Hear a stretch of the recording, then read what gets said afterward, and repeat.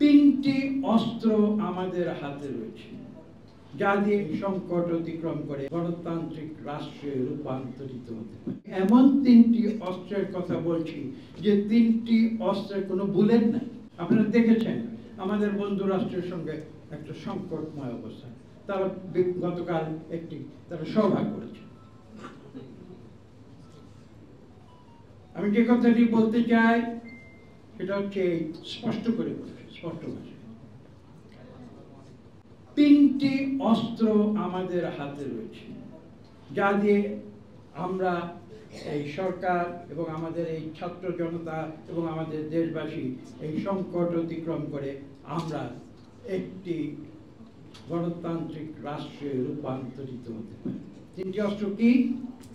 আপনারা ভয় পাবেন না, অস্ত্র শব্দটি শুনে ভয় পাবেন না। আমি এমন তিনটি অস্ত্রের কথা বলছি যে তিনটি অস্ত্রের কোনো বুলেট নাই। বিগত স্বৈরাচারী সরকার বুলেটের অস্ত্র ব্যবহার করেছে, আমরা কিন্তু বুলেটের অস্ত্রে বিশ্বাস করি না। আমাদের তিনটি অস্ত্র কি? বুলেটবিহীন তিনটি অস্ত্র কি? 1 নম্বর রাজনীতি, 2 কূটনীতি, আর 3 জনাব কামাল মজুমদার সাহেব একটু আগে অনুগ্রহ করে আমার নাম উল্লেখ করেছেন।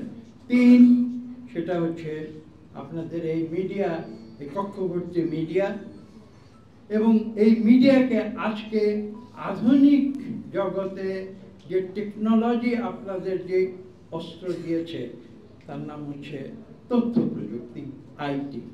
এটা হচ্ছে 3 নম্বর। এবং আমি বিশ্বাস করি বাংলাদেশের মানুষ এবং এই বর্তমান অন্তর্বর্তীকালীন সরকার যদি এই 3টি অস্ত্র সঠিকভাবে ব্যবহার করতে পারে,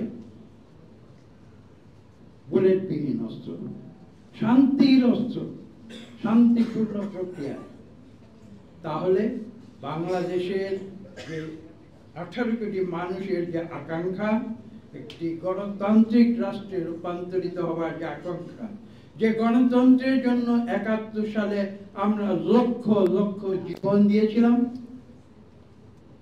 যে গণতন্ত্রের জন্য বিগত জুলাই আগস্টে মাত্র কয়েকদিনের ব্যবধানে হাজার হাজার ছাত্র জনতা জীবন, সেই আকাঙ্ক্ষা পূরণে আসুন আমরা সবাই, যেটা আমি বলেছি, উইথ ইউনিটি, শুধু ইউনিটি নয়, ইউনিটি ইন ডাইভার্সিটিতে আমরা সামনের দিকে এগিয়ে যাই এবং এই দেশকে আমরা একটি সত্যিকার গণতান্ত্রিক রাষ্ট্রে রূপান্তরিত করি। এটাই আমাদের প্রত্যাশা, এটা বাংলাদেশের 18 কোটি মানুষের, খেটে খাওয়া মানুষের প্রত্যাশা।